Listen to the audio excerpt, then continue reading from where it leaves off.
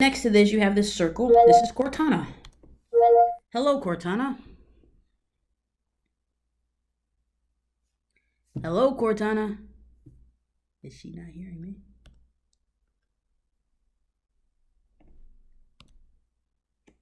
Sorry, I didn't get that. Hello, Cortana. Hi. If you want to see what's on your schedule, just ask me. So, what Cortana allows you to do, I'm going to tap the microphone icon. I pulled up some videos for you. I'm going to tap it again, and I'm going to say, how tall is Mount Everest?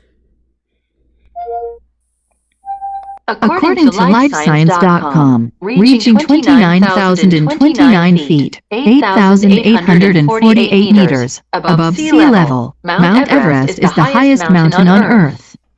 Cortana, where is my Flutter file? Sorry, I can't help you with this.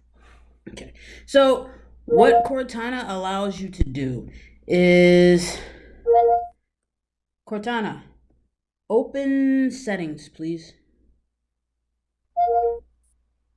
Okay, opening settings. So it opened the settings file for me. So Cortana is Microsoft's AI. Cortana doesn't know everything, so I asked it to find a file for me. We couldn't find that particular file. But I did ask it to open an app, and it opened it for me. I asked it some general information that it could get off the web. It looked up the information, and it told it to me, right? So Cortana is the quickest way for you to find something, open something. Like she said, if you wanted to look at your schedule, you could say, show me my schedule. There are lots of little shortcuts for Cortana that you can use your voice for. You don't have to type anything in. This thing right here, with Windows 10, comes this timeline thing. So any files that you have, I had a file, right? It's gonna be here. Any searches that I did, I wasn't connected to the internet, so that's why you see that there. Any applications that I have open, you see that there as well. It also allows you to create new desktops. So I'm going to create a new desktop, and I'm going to go to my second desktop.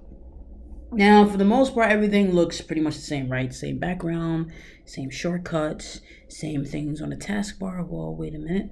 Let me see. If I go to desktop 1, it's not really the same things on the taskbar. So only these things remain the same because I have them pinned to my taskbar, but these things change. So you can actually switch between, you can create new desktops, switch between desktops if you have different applications running.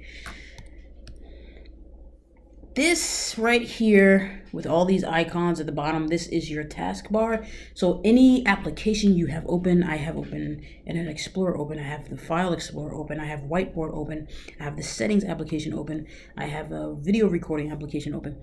All of that is here. So if these icons become too much, you can go to a new desktop and continue working over here. Here, this little arrow here generally has your connectivity and your cloud-based services. So I'm connected to my tablet via Bluetooth. I also have Windows security, so that's there.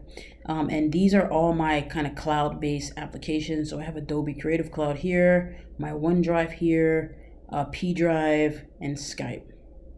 So if you have any cloud-based applications that you want to look for real quick, usually they're right here. And this is your notifications panel. So it has basic things. Here's your microphone. I'm currently using it right now. Your battery. So I can change my battery. So as you can see, if I want to maintain my battery life, right, I can slide my battery down. And as you can, if you saw, my screen went from bright to dark, okay? If you were on optimum performance, so this will give you the best performance, but it will drain your battery a lot faster if you're all the way up here. So your display will be as bright as it can be. I'm operating on battery now, so my display is not that bright. Or if I go down, my display gets a little bit darker, right?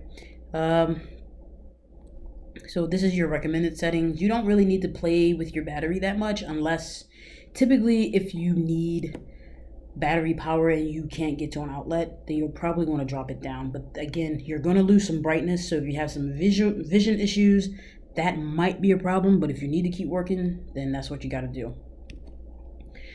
Connectivity. If you cannot access the internet, this is probably your problem.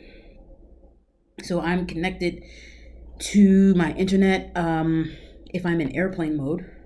So I'm gonna go to airplane mode.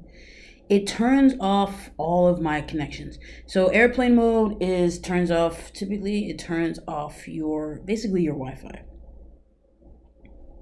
And actually it turns off your Bluetooth. So because I'm in airplane mode, I have a Bluetooth keyboard. My Bluetooth keyboard is no longer working. So if I want to get out of airplane mode, I just tap that. So if you have some type of connection issue, you're going to hit this. If it's not connected, it's going to look like this. It's going to look like a globe with a no sign, right?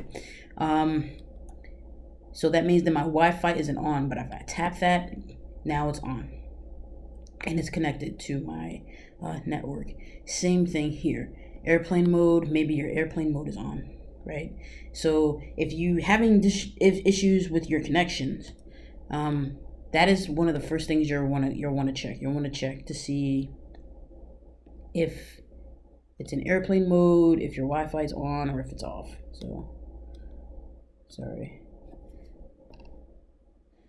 So that's that. Then you have your volume. I'm working with a tablet, so that's why I have this thing here is the ink workspace because I have a pen connected to it. I was in Korea for a while, so if you're going to a different country, like in Asia, and you want to work with a different keyboard, you can put your keyboards here, date and time, of course, and this is your notifications bar. As you can see, I have a new notification.